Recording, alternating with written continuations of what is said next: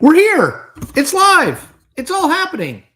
I'm trying a new thing, just so people know. I'm trying to be a little further away from the mic because I was told I'm too close to the mic given the kind of mic I have. So I'm trying that. If you can't hear me, tell me. But that's my plan. And I'm trying to keep the mic out of the shot. So hopefully you can't see it. Welcome. Hello, everyone. It's Friday. It is a rainy Friday here in Washington, D.C. But all is well-ish. I mean, we're in a trade war with China. But other than that, things are good. For people who are new here, I do this every Friday on my YouTube channel. So I make videos, daily videos, Monday through Thursday, and then make two videos Monday through Thursday. And then on Friday, I do this live stream. So welcome if you're new. Couple things right off the bat. Number one, you can comment in the chat over there. I will answer as many as I can. The one thing I always say is this is how I make my living. So if you want to donate to me via the super chat button, which is that little dollar sign in a rectangle, I will make sure your question jumps up to the top and gets asked. It skips the line, but I will try to get to virtually every question that I possibly can. So don't worry if you can't donate, though I appreciate it. If you don't subscribe to my YouTube channel, I mean, what are we even doing out here? Just go hit subscribe. And while you're here, hit the like button on this. Helps me grow my channel. The other thing I do in terms of my content is over at Substack, which is, if you don't know about it, just a newsletter service. You can get it to your email. About 60% of the content's free. About 40%, 35% is paid. It's $6 a month or $60 for the year. If you want to support independent journalism, which I hope you do. If you want to just get the free content, it's over there too. You just become a subscriber and it's free. All right. Okay, people are saying it sounds good. So that's good. That makes me happy. All right, let's get started. By the way, just throw your questions in the chat. Patrick Murray, question. Good. You come to the right place. As of Thursday, Donald Trump ordered the Justice Department to investigate officials who opposed him in his first term. If Trump is successful, do you believe our democracy is gone? So, Patrick, I think you know me well enough at this point. It's like, I'm not going to just willy-nilly predict that our democracy is gone. I think that is a little bit overblown. Does Donald Trump think that the Department of Justice works best when it works for him and targets his enemies? You bet. Yes. Is that a break from how things have always worked? Yes. Is that a bad thing for democracy? Yes. All of those things are true. Do I think that democracy is over because of this? I don't. I think democracy is more resilient than people give it credit for. Eric Mays. Eric, thank you so much for your donation. That is very kind. Much appreciated. Eric says, can you talk about the Spanberger-Sears governor's race in Virginia? Yeah, absolutely. So for people who don't know, there are two states that hold gubernatorial elections this fall. New Jersey is one, Virginia is the other. Virginia should be the closer of the two states in terms of the outcome because it's a little bit more evenly split. The two candidates are Winsome Earle-Sears, who's the current lieutenant governor, the Republican. She's Glenn Youngkin's the governor's lieutenant governor. And Abigail Spanberger, who up until January was a member of Congress from sort of just north of Richmond, Virginia. I think it's going to be a good race. I think Spanberger is the favorite for two reasons. One, because I think Virginia leans a little bit Democratic. I know Glenn Youngkin's the current Republican governor, but I think it tilts a little Democratic now. And I think that the record of Virginia governor's races suggests that the party that wins the White House almost always loses the governor's race the following year. So in 2020, Joe Biden obviously wins Virginia and wins the White House. Glenn Youngkin gets elected in 2021. In 2016, Donald Trump wins the White House. Ralph Northam is elected governor. 2012, Barack Obama wins the White House. Bob McDonnell, Republican, is elected governor. It goes actually further back than that. But point being, usually Virginia is kind of a reaction to what happens nationally. So I think I would favor Spanberger a little bit. She does have a record she's going to have to defend in Congress, a voting record. I always think it's tough to be a member of Congress, Senate, or House because you vote a lot. And when you vote a lot, there's going to be some votes in there that people don't like. But I give Spanberg the edge, at least right now, though I don't think the race is really engaged. But thank you for your donation. Pocket Watch. Hey, my friend. Pocket says, congrats on the Florida pick last week. I do what I can. Still, was a great season and a fun trip. Given your hot streak, who's winning the College World Series? Well, I pick Texas A&M every year because I have a lot of in-laws who go to Texas A&M, and we love Texas A&M. But they are in bad shape right now in terms of the college baseball season. They are not playing well. So I don't have a pick yet, but I don't think it's going to be Texas A&M. KS. Hi, Chris, listener from South China. Amazing. Thank you. Good job you're doing. Really like your work. Hope you can talk a little bit about why there isn't many people talking about Mark Kelly running in 2028. Well, so I think that as I've said on this and as I've written and said on other videos, I think the 2028 field, especially in the Democratic side, is going to be big. I think that there's going to be a ton of people running. And I think just because their name isn't being mentioned a lot right now doesn't mean they won't run in the long term. Mark Kelly's an interesting guy, right? He's a senator, moderate, elected in a swing state, Arizona, astronaut, married to Gabby Giffords, who's become one of the sort of most prominent faces of gun control, the push for gun control in this country. And so on paper, he makes a lot of sense. But, Mark Kelly was mentioned a lot as a potential VP pick for Kamala Harris. And to be honest, I was always a little skeptical because here's the thing about Mark Kelly. There's not a ton of personality there. There's not a ton of charisma. He's not bad, but he's not like super dynamic. I don't know if you've ever seen him speak, but in a crowded field, you got to have kind of some oomph, some it factor. And his resume has it factor. I mean, the guy's been an astronaut, but I think that's why you don't see more people talking about him, because he doesn't jump off the screen at you. I hope that makes sense. Human NC. Hey, Chris, question. Do you think the Democrats are moderating on transgender issues, particularly given the Gavin Newsom interview, or has the party not learned from November? I think if you talk to a Democratic Party strategist, which isn't the same thing as a Democratic Party activist, but I think they would say we have to, I don't know if it's moderate on trans issues, but we have to stop talking about narrow caste trans issues like biological boys playing girls sports, where it's just a total loser. Like, it's the same thing with the bathroom thing. That's a loser politically. Standing up for trans people and saying they should be treated fairly and equitably and not live in fear, I think that's a 100% defensible position that the party should adopt. But I think they have to stop getting stuck in these issues that are 90-10 issues that aren't even really trans issues writ large. They're very narrow issues. That's, I guess, what I would say. Brett Green. Hi, Chris. Do you think the media or Democrats should stop underestimating Mike Johnson? He seems to be getting everything done he needs to. I made a video on this, Brett, yesterday.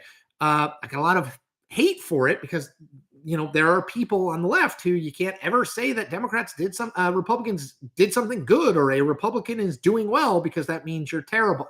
That's not me, right? Balls and strikes, no matter what batter the uniform at the plate is wearing. Boom, got it in early.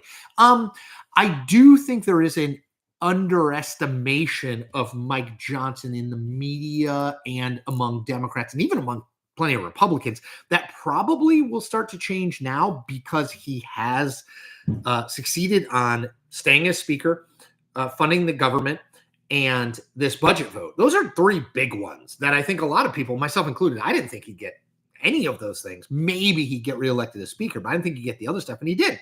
So look, he was kind of a speaker out of nowhere, but he has done a really good job, and I think he deserves a ton of credit for it. Again, you don't have to agree with what his policies are, but from a political practitioner perspective, he's done a lot with a little. Jason 46, who is your favorite band song of the early 2000s? I'm obsessed with Basket Case by Green Day all over again. It's a great album. This is a little earlier than the early 2000s, but I was just before I came on listening to Being There by Wilco, the first Wilco album after Jeff Tweedy and Jay Farrar broke up, and one formed Sunvolt and one formed Wilco. I love that album. It's a little early. It's not early 2000s, but I loved it. Cillizza fan, what year of your lifetime was America truly great? Like, what year was society at its best in your view? Dude, I'm not an authority to speak on when America was best. I would say the two best times of my adult life were right now because I'm doing what I want journalistically. I feel like I'm doing okay with it.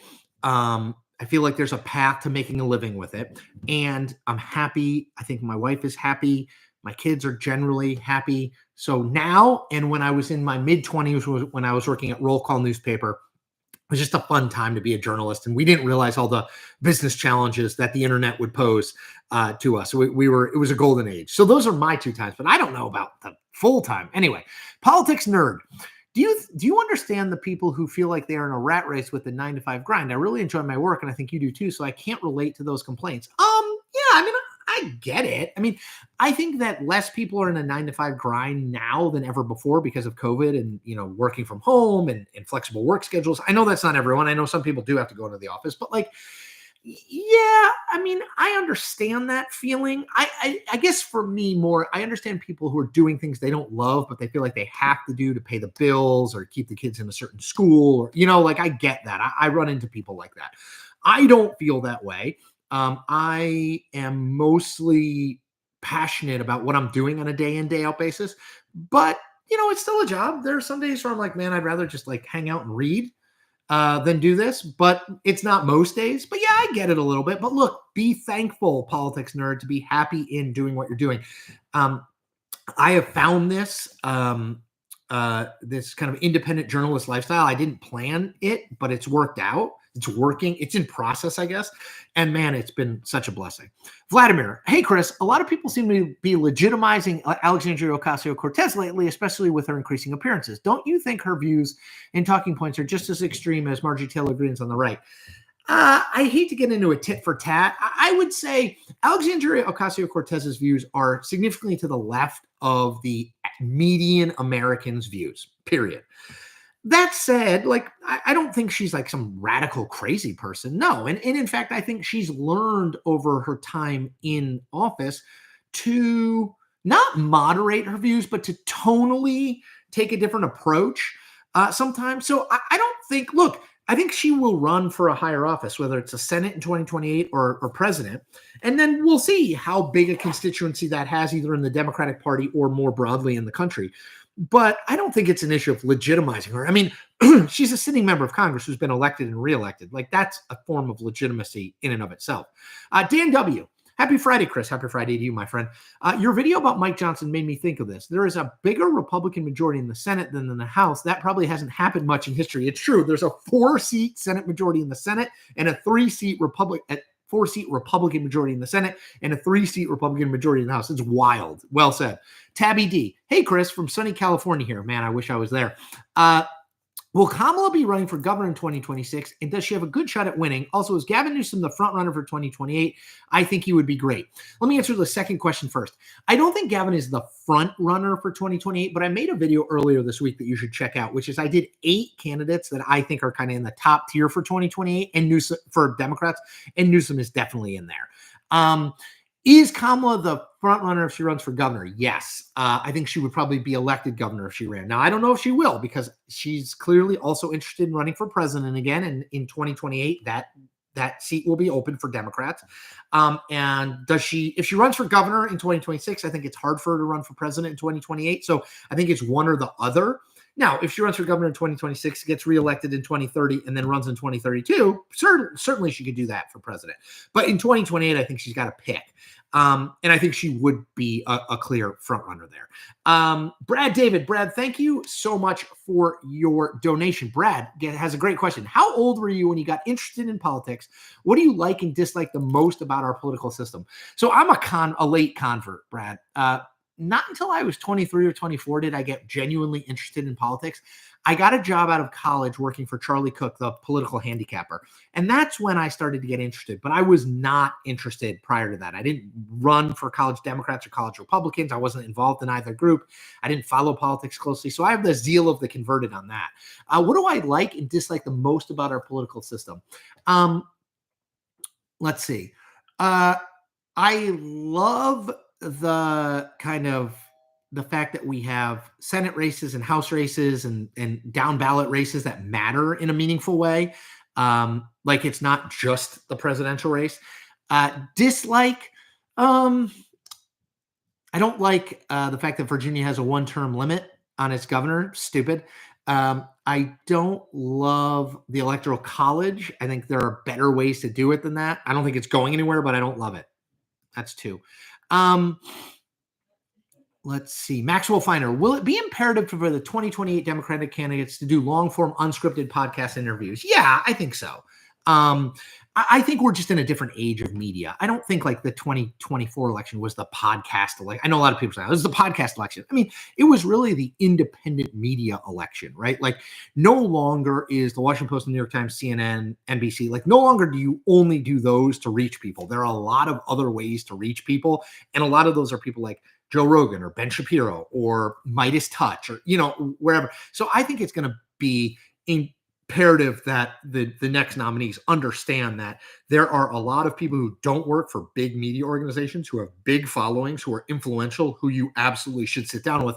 And a lot of those people do long form interviews. I always think long form is better. You can see how someone thinks. You can see what they really believe. You can watch their brain work. As opposed to like a 5-minute thing on cable news, I don't think is terribly instructive. Mr. Wolf, which seems more likely, Greenland being taken by force or sold to the U.S. through negotiations? I don't think either is going to happen, but I think sold to the U.S. through negotiations. Let's see. Sherry Zimmerman. Chris, so appreciated your 8th grade love story rant happening in Montana while another 8th grader was ranting about the greatest deal ever made in history. I think he slept through my high school history class. Yeah. So for people who don't know, the White House said that they weren't going to release the names of the 75 any of the names of the 75 countries who allegedly have like been begging the White House to make deals with them on trade since Donald Trump announced the tariffs. And I compared it to my 8th grade life when I said that I told all my friends I had a girlfriend in Montana who they could never meet, but was extremely beautiful. Franz George, FG. Should Democrats make a play toward moderate to conservative and evangelicals? That's a good question. Sorry, every once in a while this happens. It just bumps up it skips a bunch of stuff. Hold on. Now I got to find it again.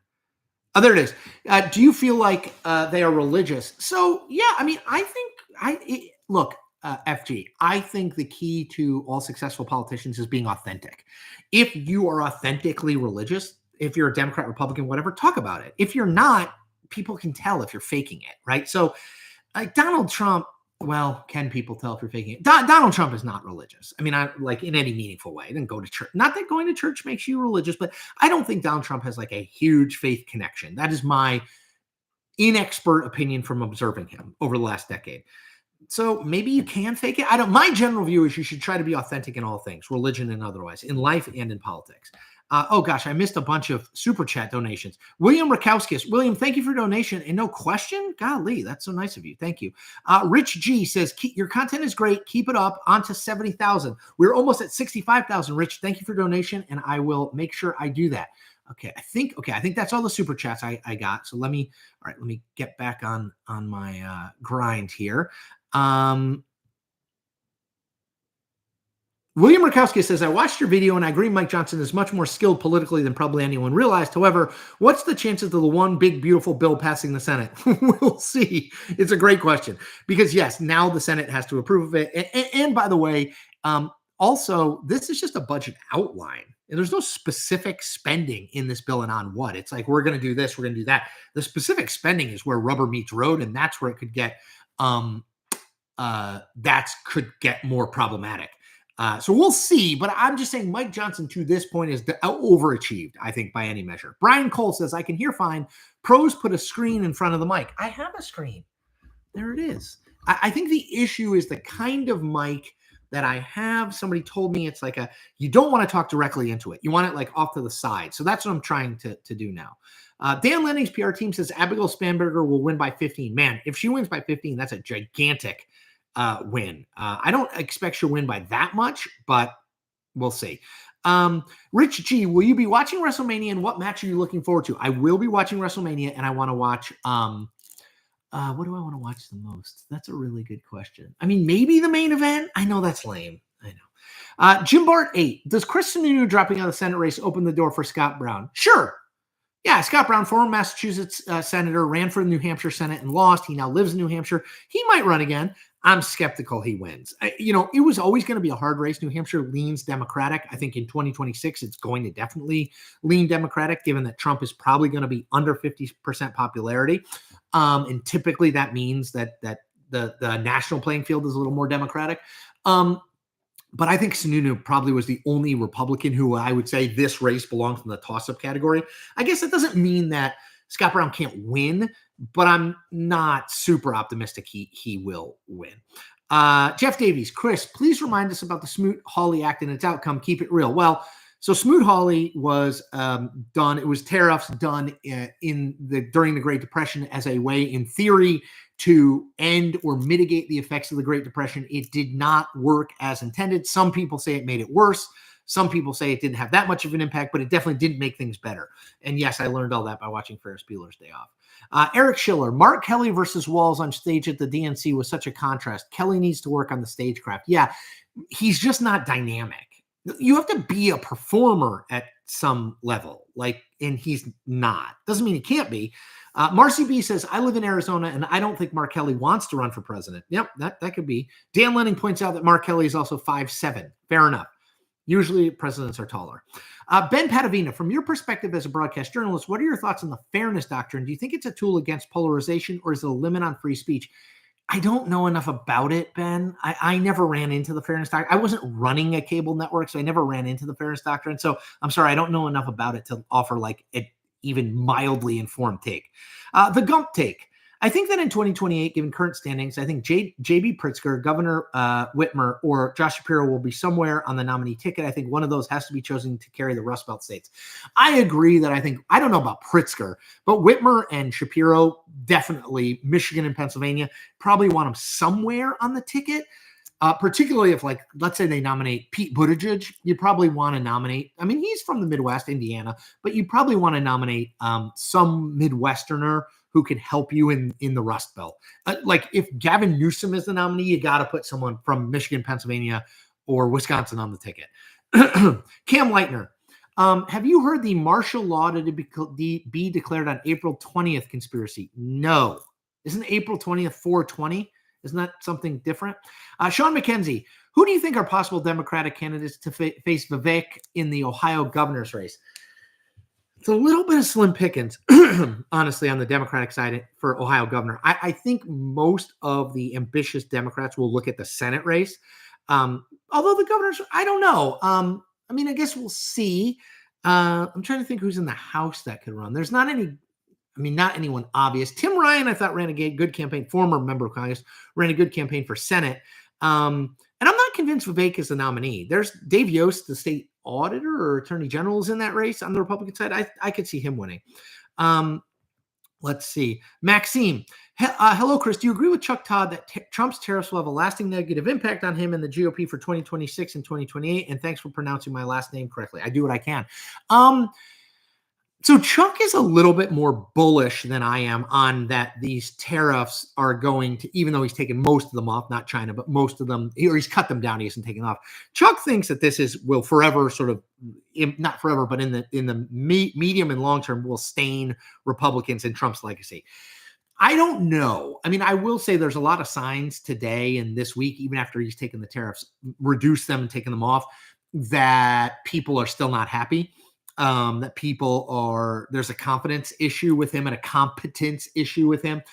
My only thing I will say is I just think people have short memories. We have no attention span. We have short memories. And I wonder whether in a year and a half's time, we're still talking about it. Maybe, but I don't know. Let's see. Jack Moon. Hey, Chris, happy you're back considering that I missed your great return last week. Yes, my triumphant return last week. Sean Donahue. Any thoughts on Michael Bennet running for governor of Colorado? Who do you think he'd appoint to replace himself if he wins? Very interesting. So I think he is announcing today he's running. If he hasn't announced yet, he will be, which is fascinating. So he will be the clear front runner to be the governor of Colorado. It's a Democratic leaning state at this point. Bennett's a well-known figure there. He's got a base in Denver, et cetera, et cetera. Here's an idea for governor, for his appointment if he wins to the Senate. I think that Joe Neguse wanted to run for governor, up-and-comer, African-American guy, member of the House. But I think with Bennett in, Neguse won't run, which I do think Neguse could be a very potentially appealing Senate nominee, Senate appointment for a Governor Michael Bennett. That's my quick 2 cents.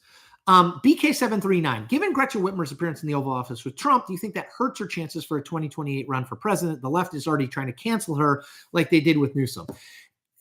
Look, being used as a political prop, and I know this wasn't on purpose by Whitmer, but putting yourself in a position where you can be used as a political prop for Donald Trump as he signs executive orders targeting people who he thinks are his enemies in government isn't a great look.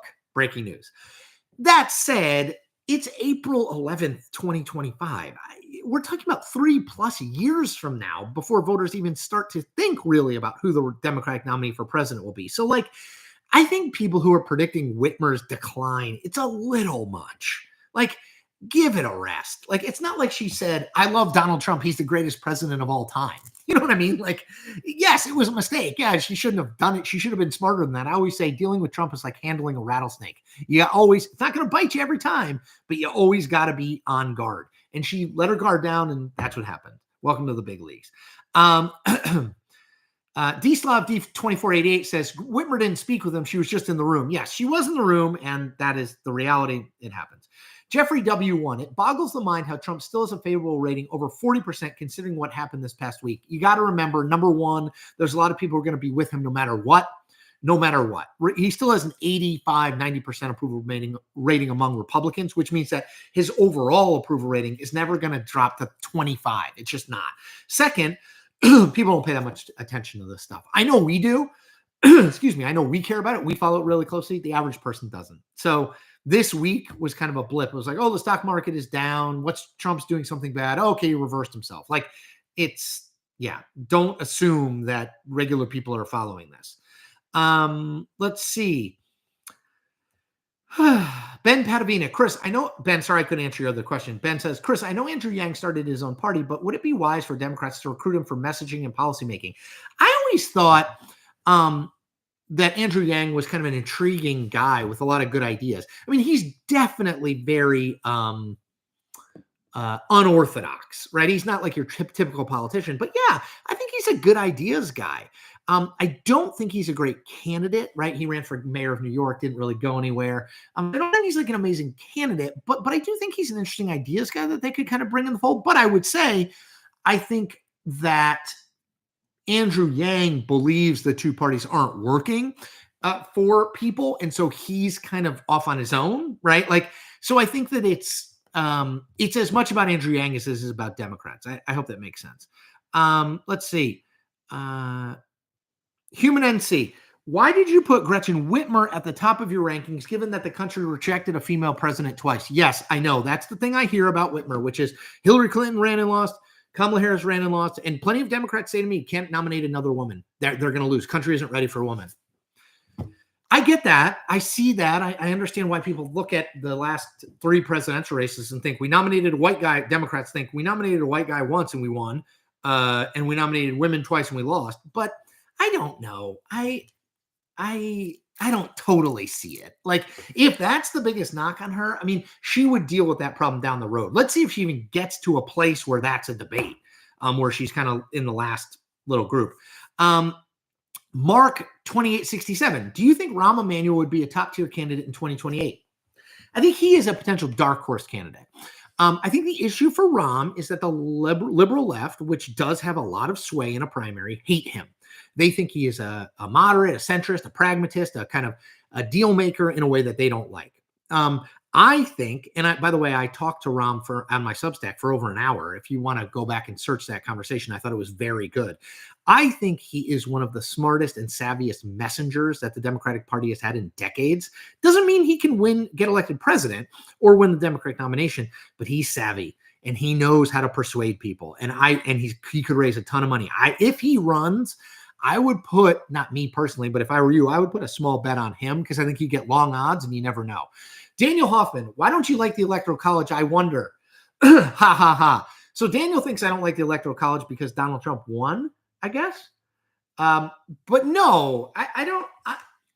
I know people seem to always want to put you in a box, like you're a Republican, you're a Democrat. I'm just not. Like, I spent many, many years covering this stuff from the view of a journalist. That's how I still see things: independent, transparent, authentic, calling balls and strikes no matter what the batter at the plate, uniform batter at the plate is wearing. I think the Electoral College, honestly, is I would rather it be you can win Electoral College votes in each district in states. I just think if you live in 43 or 44 states, you never see the presidential campaign on ads. You never see the candidates because they spend all their time in these 6 states. I wish that we could broaden that out so more people would have a chance to experience the candidates in the presidential campaign, see it up a little closer, feel more involved in the process. That's why I don't love the Electoral College, not because somebody won. I don't care about that. Sam's still a Cillizza fan. Sam, you rock. Thank you for the donation. Sam says this: you've said the 2026 Senate map looks rough for Democrats. 2024 map was brutal too. At what point is it a party issue rather than a map issue? Reigns, Rollins, Punk is the Mania match I'm most excited for. Yeah, I mean, CM Punk, I do love him. So I don't think, I mean, look, Sam, you know this, I know, but like it's a cyclical thing, right? So the reason the 2024 map was bad for Democrats is because they won so much in 2018 that they had to defend a ton of those seats, like in Montana and in Ohio. Same kind of thing. 2020 was a pretty good year for Democrats nationally. Joe Biden obviously got elected president. So these seats that are up in 2026 are a little bit harder to defend. Georgia, John Ossoff, Michigan, maybe New Hampshire, maybe Minnesota. So I think it's more cyclical than it is a thing with the party. I will say the more coastal the Democratic Party becomes in terms of its voters, the more problematic that is because there's just not that many states on the coast, right? Like Democrats have to find a way to win, I think, in places like Michigan, Wisconsin, Pennsylvania, and they have won in some of these places. But in addition to those, Nebraska, Kansas, Iowa, can they win in those kind of heartland states? I think that makes a huge difference in whether they can be competitive in 2026. Let's see. TJ Stone King. Hold on, I just lost you, TJ. Hold on, I will find you. Gosh, there's a lot of back and forth here going. TJ Stone King. 420 martial law sounds serious. Trump is asking Noman Hegseth for recommendations for invoking the Insurrection Act. They had 90 days since executive order to report. No. Everybody take a deep breath. I know it is the thing that people do nowadays in places, in people like me say, panic, sky is falling. Take a deep breath. We're going to be fine. I don't think we're declaring martial law in 9 days. If we do, I'll go on and talk about it until they shut me down, like River Phoenix in that movie where he's driving around. What's that called? Where he's radio broadcasting from the back of a Jeep. But I think we're going to be fine. Let's see.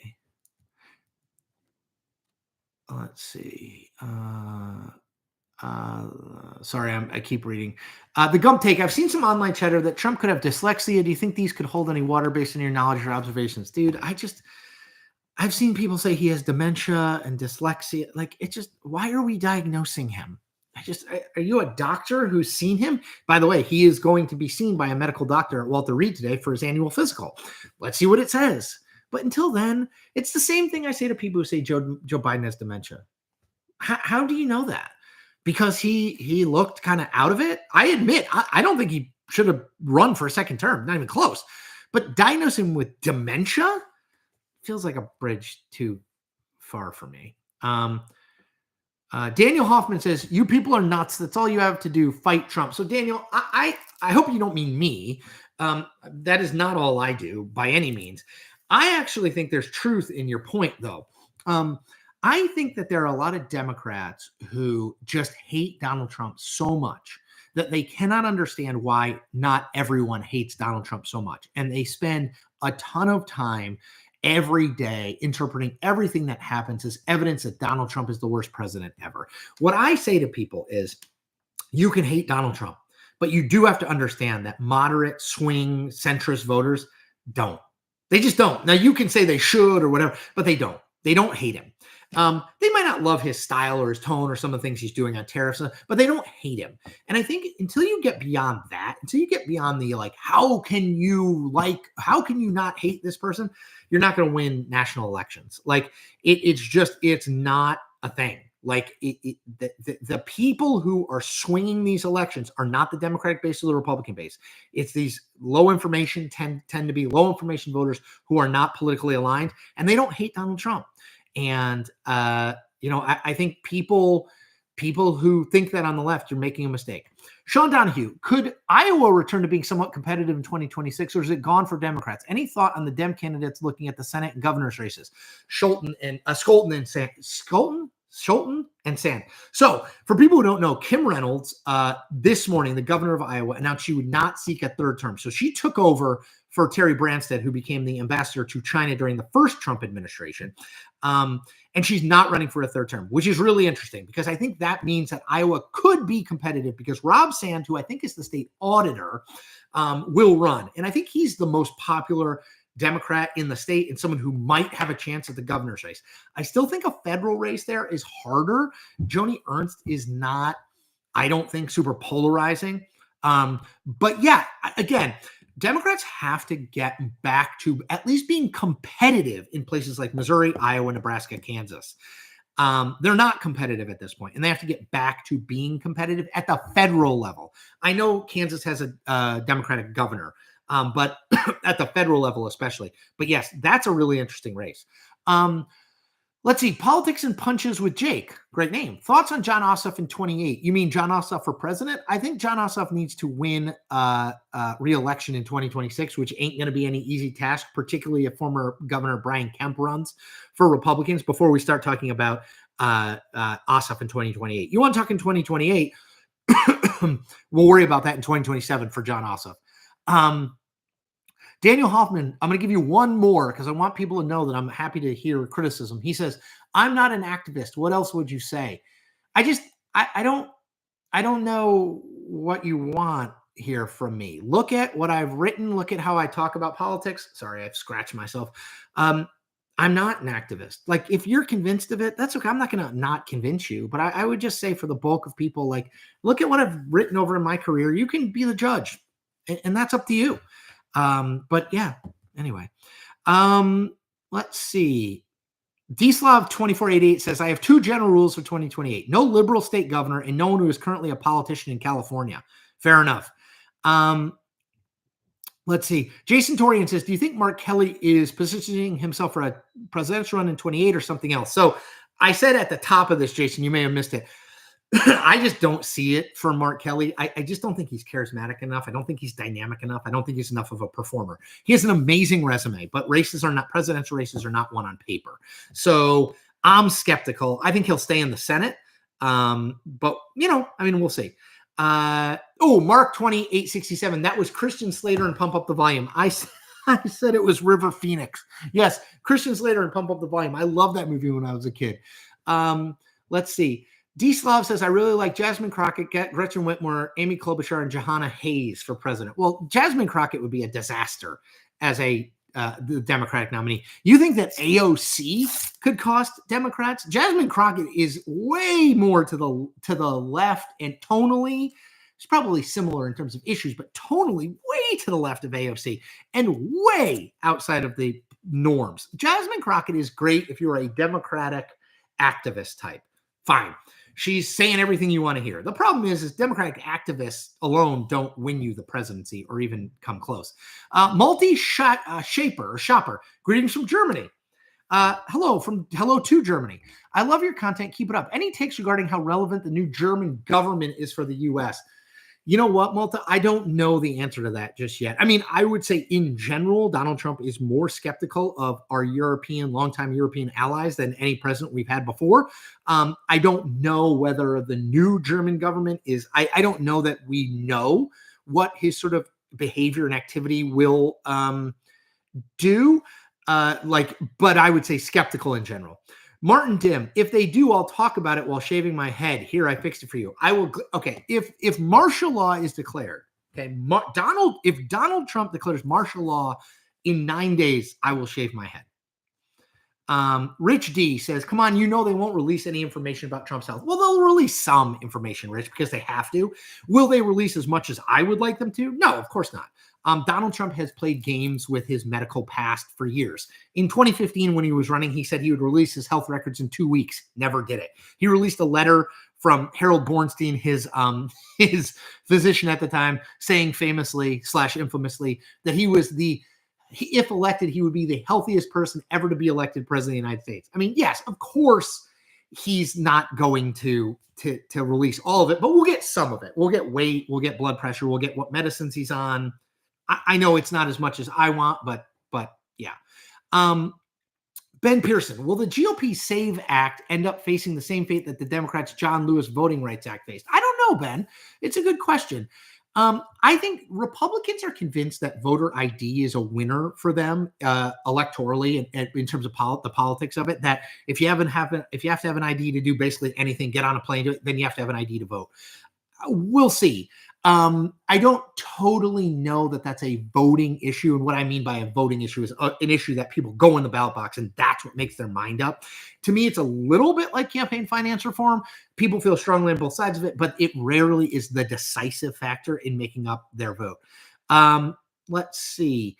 Dan Lanning's PR team, which election matters more, New Jersey governor or Virginia governor? Virginia, I think, because I think it's more of a toss-up. Look, Dan, if Republicans, win New Jersey and or Virginia, that's a big story. If Democrats win New Jersey and Virginia, that's kind of what we expect to happen. And that would suggest, at least to me, that Democrats are what we expect, which is probably going to have a pretty good midterm election. Nathan Singbay says, Crockett is terrible in my opinion. Everybody's got their own views on these things. Michael Mancharaju, what about John Ossoff in 2028 if he wins in 26? I've seen several 2028 Dem lists and he's rarely there. To me, I didn't put him on my list either, and I did a 21-person list over at my Substack if you want to check it out. I don't see it. He's got to get through 2026 first. And then if he does, I guess the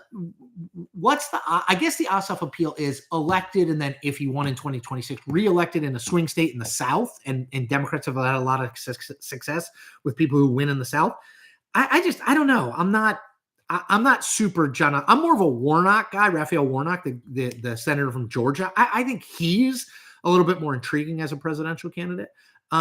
Jeff Davies, forget medical records. Have we seen Trump's tax return? No, and we never will. I will point you to the New York Times, which got 10 or 12 years of Trump's taxes, which basically showed he didn't pay taxes during those times because he had paid $90 million in like a tax benefit. There's a lot of stuff. Donald Trump has been under audit basically since he started running for president. I don't think that's going to resolve itself while Donald Trump is president, because I think the IRS is not going to want to do that. Daniel Hoffman, who clearly is kidding, says, I love Jasmine Crockett. Blue Marlin, Northern Virginia has too many federal employees and contractors. It's already lost for the Republicans. I think that's probably right. Northern Virginia is growing really fast, and I think it's more Democratic certainly than it was 10 years ago. But there are still ways that you can win. I mean, look at Youngkin. He won in 2021, which isn't that long ago. He got elected governor of Virginia, and he did better than past Republican nominees in Northern Virginia. So, yeah, I think it's a Democratic leaning area, but I don't think it's totally gone. Sean Donahue, what are your thoughts on the developing Democratic primary for the Senate in Michigan? Yeah, so we've got Mallory McMorrow, the state senator, and I think we're going to get Haley Stevens in that race too. It's intriguing. I think it'll be a really good race. I don't totally know. I guess McMorrow will position herself as kind of the liberal and Stevens as the more moderate. I think they're both pretty talented. I think either one would be favored slightly in this political environment, although Mike Rogers is probably going to be the Republican nominee. He almost beat Alyssa Slotkin last time. I just think 2026 is going to be a good political year, probably for Democrats, if history is predictive. So we'll see. Kai Rollman says, hit the like button and subscribe to this channel. Thank you, Kai. Yes. Hit the like button and subscribe to this channel. Brad David, thank you for your donation. Brad says, what do you think is Ron DeSantis' political future? TBD, my friend. So Ron wants his wife, Casey, and Casey wants to be elected governor of Florida in 2026. The problem there is Donald Trump has endorsed Byron Donalds, as have a lot of other prominent national Democrats, and Donalds is probably the front runner. DeSantis, Ron, that is, probably wants to run for president in 2028. I think the problem is he's not enough of a Trump guy. I could see DeSantis, let's say Pete Hegseth gets at defense at some point in the next years. I could totally see DeSantis taking that job in hopes of getting right with the Trump people so that he could run for president down the line. Remember, he's super young. He's younger than me. I mean, I'm 49. I think he's like 43. Let's see. Rusty, does Nikki Haley have a political future? I'm skeptical, Rusty. What version of the Republican Party in 2028 says Nikki Haley to you? I just do not see it. I think it's J.D. Vance, Don Jr., and a few other people, but I don't think Nikki Haley's one of them. Matt Davidson. Matt, thank you for your donation. Matt says, I know people say Pete may not be able to win because he's gay. I said that people who won't vote for him because of that weren't ever going to vote for him anyway. Thoughts? So, Matt, I think that's a fair point. One thing I'll add, in the same way that lots of Democrats have told me we can't nominate Gretchen Whitmer or Kamala Harris again because we can't nominate a woman because they'll lose, I think there will be plenty of Democrats who like Pete Buttigieg, who think he'd be a good president, who might not support him because they think the country isn't ready to elect a gay man. Like that he could win a Democratic primary, but that he couldn't win a general election. That's the only thing I'd throw in there. MJ Jewel, did I do something, Chris? My questions get skipped. No, sorry, I didn't mean to. MJ, let me go back. I just saw your question. I saw your video on Mike Johnson as a politician the other day. Do you think if Republicans lose the House that he will remain a prominent party leader? Great question. Typically, they get thrown out. They being the person who's in charge of the party when the party loses power, often, particularly in the House, gets thrown out. Is that the case for Mike Johnson? I don't know. I do think Democrats are probably going to take the House back because they only need 3 seats. And history suggests that if you have a president under 50% who's of one party, that's the same party in the House, that party in the House is going to lose a bunch of seats, certainly more than 3. But that's a good question. I don't totally know what his future is. And sorry for skipping you. Spockability, a little late, but so maybe I missed the topic. But why did Trump put a timeline on the pause? Why not say indefinitely pause just to give a sense of stability? Because he wants you to keep tuning in, man. Like, I think you have to continue to think this way. There's a quote from 1990 that Donald Trump gave to Playboy magazine, and I think about it every single day because I think it is the most relevant way to understand him. He said this: the show is Trump, and it sold out performances everywhere. Now, that's long before his reality TV show and long before he ran for president. He was thinking in those terms. He's always thinking of, how do I keep the attention on me? And one of the ways you do it is you set deadlines. I think that's at least part of it. Jack Moon says, fact check, Ron DeSantis is 46. Okay, he's still younger than me, but thank you, Jack. Politics 101. Which House Republicans do you think are most likely to lose in 2026? The 3 who are in districts that Kamala Harris won in 2024. Matt Davidson says, your reasoning that Dems may not vote for a gay man because he would lose was the same argument against Obama because he was black, wasn't it? Yes, but that doesn't mean it won't be made again. But yes, it was. Blue Marlin, Trump campaigning for Byron Donalds will be a major boost. Mrs. DeSantis has no chance and will drop out to take care of her children. Well, she has not entered the race yet, so she can't drop out. I'm interested to see if she does run. That would be a massive fight between the DeSantis political machine in Florida and the Trump political machine in Florida and nationally. But it would also be a real finger to Donald Trump by DeSantis, the DeSanti. And I don't know if Ron wants that because he wants to run for office. Will, if Gwen Graham runs for Florida governor in 2026, can the race become closer? Probably not. I mean, I know Gwen Graham is Bob Graham, the former senator and governor's daughter. I'm skeptical. It's a great last name in the state. She probably would do as well as any Democrat could, but I think that's probably about 45%. Maybe higher because it should be a good year for Democrats, so maybe 47, 48%. But maybe 46. I don't think she would win. Let's see. Just making sure. Guys, please don't just call each other names in the comments. It's kind of lame, to be totally honest. Blue Marlin says DeSantis will be sleeping on the sofa after his wife is trounced. Again, Blue Marlin, she's got to run, which I don't know if she will do. All right. So, Cole W., the Rahm Emanuel interview by Jon Stewart was pretty cringe. I didn't see it, but I will check it out. Let's see. Daniel Hoffman, Chris, I've asked 3 times now, why did you and the media characterize our corpse of a president as cheap fakes? Well, I didn't characterize it as cheap fakes. I think the cheap fakes thing, I'm going to address this in the future, but in a more robust way. The cheap fakes thing was that Republicans were editing videos somewhat deceptively to make Biden look worse than he looked, which was pretty bad. But yeah, look, Joe Biden should have run again. I've said I should have asked more questions. I should have pushed harder. Do I think the media willfully misled people? I don't, but I know you're not going to agree with me. Michael McAlpine. Michael, thank you so much. He says, I don't have a question, but I wanted to donate live before. So here you go. Michael, thank you. It is very, very, very much appreciated. All right, everybody. I think I'm going to head out. I've got a bunch to do. We're at 50-minute mark, which is pretty great. If you donated, thank you very much for doing so. It means a ton. The other things that you can do to support me, you can subscribe to this channel. It's free. You can like this video and the other videos I produce, also free. You know, I get if you can't part with your money right now, I understand that. But do the things you can do to support me that are easy. Subscribe, like this video, comment on my videos in general. The other thing you can do is go over to my Substack, chriscillizza.substack.com. Check it out. Again, 60 to 65% of the content is free. You become a subscriber, but you're a free subscriber. You get access, you get emails, all the stuff that I write every day. About 35% of the content is for paid subscribers only. The way that you get that is you pay $6 a month or $60 for the year. Again, I am trying to make it as an independent journalist. I really appreciate any and all help you can give me. So do the things you can do. Subscribe, like, comment, tell other people, and spread the word. All right, everybody, take care. Have a good weekend.